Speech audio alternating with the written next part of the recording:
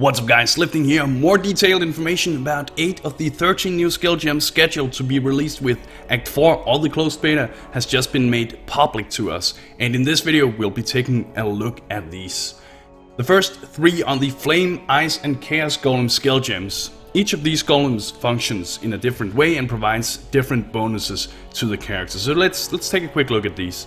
The Flame Golem, as the text reads, best serves a player who likes to fight in the thick of battle, and rather than joining the player on the front lines, the Flame Golem prefers to stay at distance, bombarding foes from afar with powerful mortar attacks. At melee distance, the Flame Golem buffets enemies with a periodic wave of scorching fire, and besides that it can also expel a gout of steady flames when its other abilities are on cooldown. And lastly, the Flame Golem grants its master a global buff to all damage dealt. Pretty sweet. The Ice Golem, on the other hand, is a more mobile type of golem and works best with other agile characters. The golem works by charging back and forth on the battlefield, dealing damage to enemies caught within its melee range, and at times it will transform into a turret-like creation, not a turkey, and start firing barrages of serrated rime. I'm not completely sure what that is, but it sounds cool. We're also being told that the Ice Golem is the most damaging of the golems, and just as with the Flame Golem, this golem also provides a buff to your character, which in this case is an increase to both accuracy rating and global critical strike chance. Also a very nice global bonus. Now the last of the 3 golems is the Chaos Golem, and this golem is for the players who value defense or survivability over offensive capabilities as the other golems provide. The golem is described as being robust and fortified, covered in a carapace of hardened crystal. And these crystals are not just pretty, they actually serve a function. And as it is written, it says that they contain a powerful chaotic energy that periodically envelops the golem, damaging everything nearby. Besides that, it can focus its energy into a beam and blast foes in a straight line. When in melee range of enemies, the golem will use its heavy weight to pummel enemies, whatever that means. And lastly, the global buff that this golem provides is pretty cool. It is physical damage reduction to the player. So with this in mind, it would seem that we have the ranged caster-based Fire Golem, the melee slash, range, attack and spell-based hybrid Ice Golem, and the sturdy melee attack-based Chaos Golem. And if we take a look at the skill gems itself, we can see that all of these golems share the same 3 keywords. It is golem, spell, minion, and then either fire, cold or chaos depending on the type of golem. The golem keyword is unique in the sense that we haven't seen that before, and this could be an indication that there will be specific skill nodes in the skill tree that directly influences these golems, kinda like the way specters work at the moment. The minion keyword obviously indicate that they can both be supported by skill gems such as minion speed, life and damage, and the various minion skill nodes and notables throughout the skill tree of course. Now the 4th keyword, spell, fire, cold and chaos damage depending on the golem again, is somewhat harder to make an understanding of. In most cases we will automatically assume that since the Flame Golem has the fire keyword or tag associated with it, that means that picking up increased fire damage or elemental damage nodes will increase the damage of the golem. However, since this is a minion, I don't think these types of skill nodes are going to influence the golems in that way. And this is similar to the Summon Raging Spirit skill gem, that even though it has the fire and spell tag, the Raging Spirits themselves aren't buffed by skill nodes that grant increased fire damage and spell damage. You can of course say that they are influenced by cast speed, but that is actually your character that is influenced by the cast speed, thus allowing you to summon more of these. But anyway, instead I think that the spell and fire keywords simply indicate which type of support skill gems and items that can benefit this active skill gem. So instead to directly boost the damage or survivability of the golems through the skill tree, you would instead have to pick up specific golem or minion skill nodes, as they will directly influence the golems. Now since we still don't have the details and haven't been able to test these golems yet, it's still a bit early to say which support skill gems that is going to be used with these golems. We don't even know if this is a type of skill that can do well on its own, or if it's more of a support type ability. Depending on whichever it is, it would of course have different skill gem setups. And one setup I have thought about myself and really like so far is the idea of using your Golem as your curse spreading minion. So for instance, you would use Curse on Hit, Flame Golem and Elemental Weakness.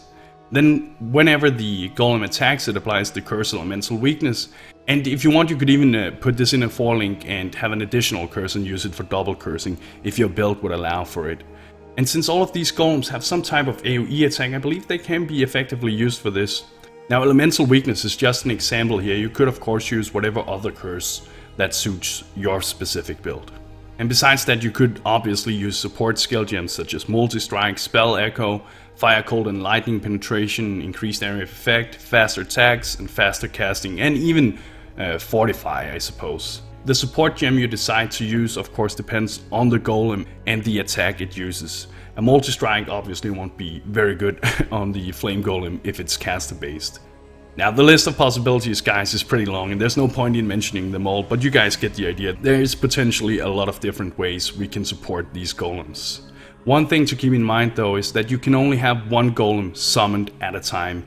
And also I personally don't necessarily see these Golems as being exclusive to the summoner classes. I can definitely see most other builds actually use these Golems to either get the damage or critical and accuracy boost or even the defensive boost that the Chaos Golem provides. So enough with the Golems. The next skill gems on the list is the War Cries, Abyssal Cry and Inspiring Cry. Rallying Cry works by giving your character and allies a substantial boost to your damage and mana regeneration, and it taunts the monsters that it affects or hits. The effect of the buff depends on how many enemies the War Cry influences, so basically you can say that the more monsters that it hit, the stronger the effect. Abyssal Cry on the other hand works by slowing and making monsters affected by this War Cry explode if they are slain while the effect is active. And just as with the Rallying Cry, the slow effect is proportionally increased by how many monsters you hit with the War Cry, and this skill also taunts nearby monsters. Now I don't want to say too much about these skills as I feel they are pretty self-explanatory. You simply use them to get a temporary buff to your character or a debuff to enemies. The typical support gems I imagine being used with these skills would be something like Increased Area of Effect and Increased Duration. I would however like for you guys to notice that these War Cries doesn't have a cast speed, and to me that indicates that they first of all are instantly cast when you press the button, but also that you can potentially use these skills while you're using other skills. For instance, if you cyclone through a pack and then hit the Rallying Cry button, then it won't be necessary for your character to stop up and cast the War Cry, but instead it will simply cast it while you keep cycloning. This is just speculation of course, but we'll have to see. It would be pretty cool, I would like to see that.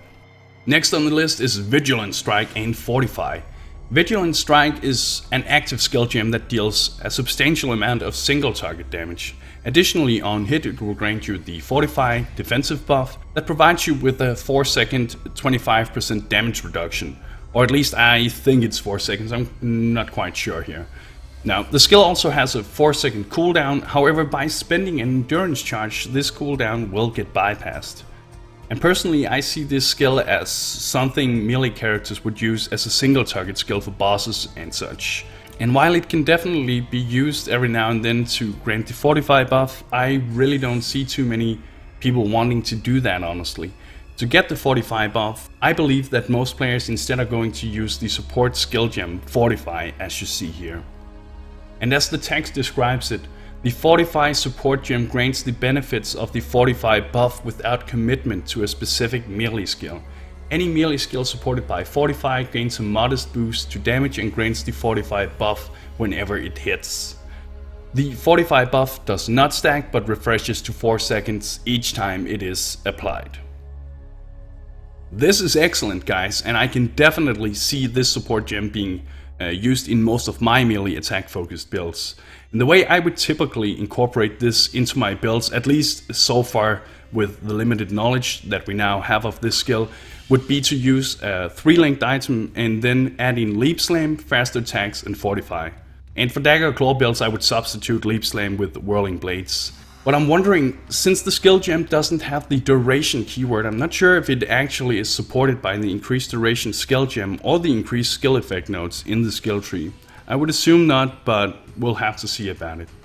Anyway, since most melee builds already use either Leap Slam or Whirling Blades to engage in combat, this setup makes perfect sense. Not only do we retain the fast mobility of the movement skill, but we also increase our damage and our survivability for those critical seconds it takes us to take down the pack of monsters we engage. When the monster pack is down, we simply Leap Slam or Whirl into the next pack and refresh the Fortify buff. I think we're going to see a lot of usage of this support gem. It's pretty awesome, I really like it. Now the last skill gem on the list is the support gem Bloodlust. And this is the first time we see this particular gem. It hasn't been teased before, at least not to my knowledge. And it works by adding a significant damage boost to anything that already suffers a bleed effect. And as you can see, at level 1 that is a 40% increased damage, and we can only imagine this number increasing as the gem levels up.